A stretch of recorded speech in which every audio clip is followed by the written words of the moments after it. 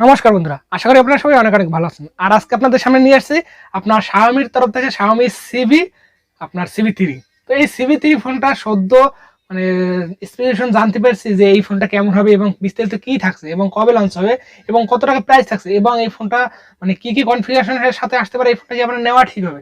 এই ফোনটা নিয়ে যত রকমের প্রশ্ন আছে সকল প্রশ্নের সমাধান নিয়ে আজকে ভিডিওটা। তো আপনারা যদি Civi 3 এই ফোনটা পারচেস করতে চান এবং কবে আসবে এইটা যদি জানতে চান, মানে এই Civi ফোনটা নিয়ে যদি আপনার জানতে ইচ্ছুক হয় আপনার মনের ভিতরে, তাহলে এই ভিডিওটা আপনার জন্য। তো অবশ্যই ভিডিওটা স্কিপ না করে সম্পূর্ণ দেখবেন। তো আজকে এই Civi 3 এই ফোনটার ডিটেলস রিভিউ দিচ্ছি আমি অনুপম, আর আপনারা দেখছেন ABTechnews। তাহলে অবশ্যই চ্যানেলটাকে সাবস্ক্রাইব করবেন এবং ভিডিওটাতে এক লাইক দিবেন। তো চলুন দেখে নেওয়া যাক যে এই Xiaomi Civi 3 এই ফোনটাতে মানে ডিটেলসে কি থাকছে। এই ফোনটা বডি ফ্রেমের থেকে দেখতেছি যে এই ফোনটা কেমন হবে। তো এখানে বডি ফ্রেম হিসাবে থাকছে আপনার আপনার 8.3 মিলিমিটারের থিকনেস, এছাড়াও থাকছে আপনার আপনার 188 গ্রাম ওজন। এছাড়া এখানে থাকছে আপনার কর্নিং গরিলা গ্লাস 5 এর প্রোটেকশন এবং ব্যাক সাইডে এবং ফ্রন্ট সাইডে, এবং আপনার অ্যালুমিনিয়ামের ফ্রেম থাকছে। তো যথেষ্ট শক্তপুক্ত একটা মানে বডি ফ্রেমের সাথে এই ফোনটা আসতে হচ্ছে। তো বিল্ড কোয়ালিটির দিক দিয়ে যথেষ্ট ভালো মানেরই আমার কাছে লাগতেছে, এবং ডুয়েল সিম কার্ডের স্লট থাকছে এবং একটা মাইক্রো এসডি কার্ডেরও স্লট থাকছে। তো কনফিগারেশনে কিন্তু যথেষ্ট ভালো মানের মনে হচ্ছে, যা যা দেখতেছি তাতে যথেষ্ট ভালো মানের কিছুই থাকছে। এবং এর এর মেইন হাইলাইটেড পয়েন্ট হচ্ছে এর ডিসপ্লে। এই ডিসপ্লেতে কি থাকছে চলুন দেখে নেওয়া যাক। এখানে থাকছে আপনার AMOLED touch screen, 1 billion colour supported.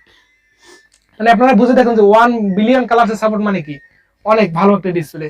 এবং এর সাইজ হচ্ছে আপনার 6.55 ইঞ্চির একটি আপনার 103.6 cm2 একটি ডিসপ্লে, যার আপনার স্ক্রিন টু বডি রেশিও হচ্ছে 89.5%, যেটা একটি কার্ভ ডিসপ্লের সাথে আসছে।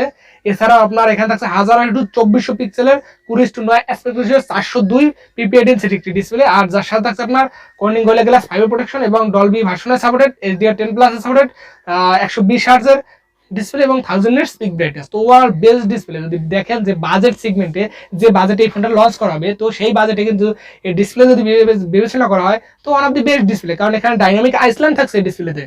তো ডাইনামিক আইসল্যান্ডের সাথে আপনার এই display full HD plus AMOLED display, যেটা 1 বিলিয়ন কালার্সের সাপোর্ট থাকছে, এবং 1000 নিটস পিক ব্রাইটনেসের সাথে আপনার ডলবি ভার্সনের সাপোর্ট এবং HDR10+ এর সাপোর্ট থাকছে। তো ওয়ার কিন্তু বেস্ট ডিসপ্লে এখানে থাকছে। তো ডিসপ্লে নিয়ে আমার কোনো ধরনের কোনো কমপ্লেন নেই। আর আপনারা জানতে পারলেন যে এই ডিসপ্লেটা কেমন হচ্ছে।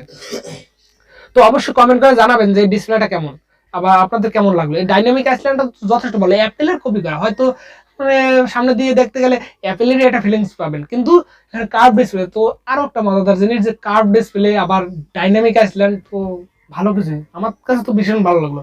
স্টাইলিশ জগতে বেস্ট স্টাইলিশ মনে হচ্ছে আমার। তো চলুন দেখে নেওয়া যাক যে এর নেক্সট পারফরমেন্স কি থাকছে। এর পারফরমেন্স থাকছে আপনার অ্যান্ড্রয়েড 13 এবং MIUI আপনার 14 এ রান করবে এই ফোনটা। এছাড়াও থাকছে আপনার এর চিপসেট হিসেবে থাকছে MediaTek এর Dimensity 8200, যেটা 4 নানোমিটার আর্কিটেকচারের উপর বিল্ড করা, যে প্রসেসরটা যথেষ্ট ভালো মানের প্রসেসর।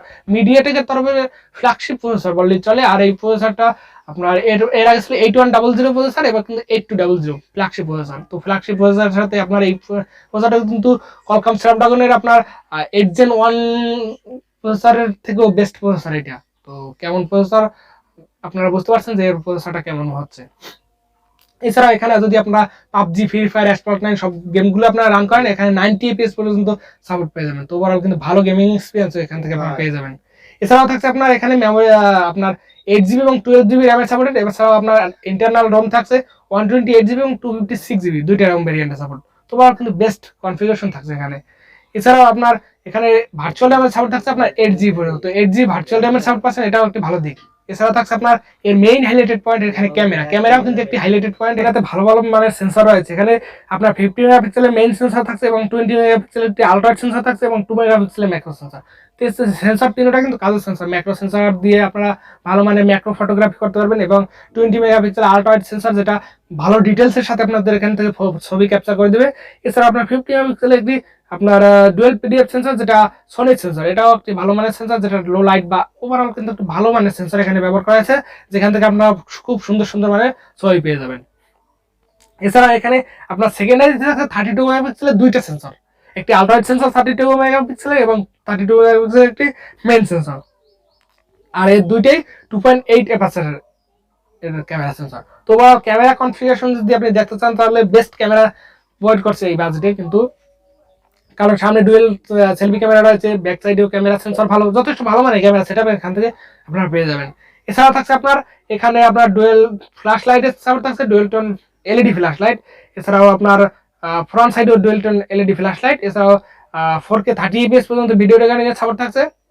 তো এখানে 8K 20 fps পর্যন্ত ভিডিও রেকর্ডিং এর সাপোর্টটা পেয়ে যেতে পারেন আপডেটের মাধ্যমে যদি দিয়ে দেয়।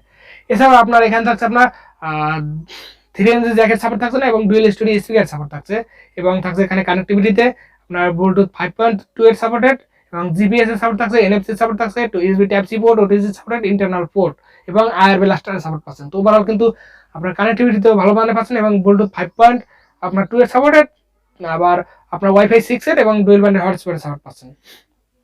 এছাড়াও আপনার এখানে সেন্সর হিসেবে থাকছে আপনার ফিঙ্গারপ্রিন্ট সেন্সর, যেটা under display optical fingerprint sensor, আর ফেস আনলক, এই দুইটা থাকছে সিকিউরিটি সেকশনে। তো এটাও কিন্তু যথেষ্ট ভালো মানের। এছাড়া এই ফোনটাকে পাওয়ার ব্যাকআপ করার জন্য রয়েছে এখানে লিথিয়াম পলিমার নন রিমুভেবল একটি 4500 mAh এর ব্যাটারি, আর যার সাথে আছে আপনার 67 ওয়াটের একটি ফাস্ট চার্জার। আর এই চার্জারটা দিয়ে এই ফোনটাকে চার্জ করতে প্রায় আপনার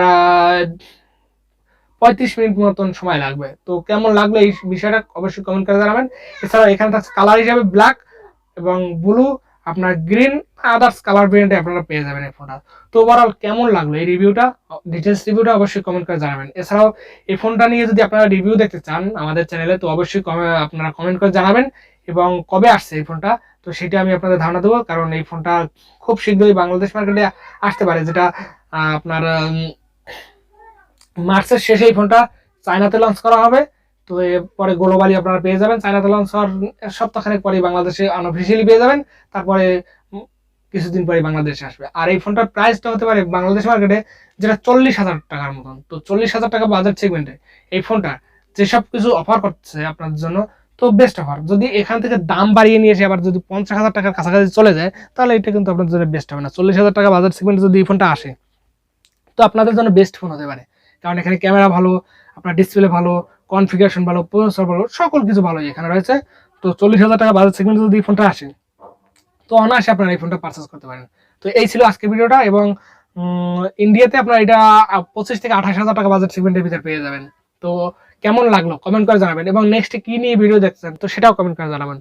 তো যদি কোথাও কোনো ভুল ত্রুটি হয় ক্ষমা সুন্দর দৃষ্টিতে দেখবেন। তো দেখা হচ্ছে নেক্সট ভিডিওতে, সবাই ভালো থাকবেন, সুস্থ থাকবেন।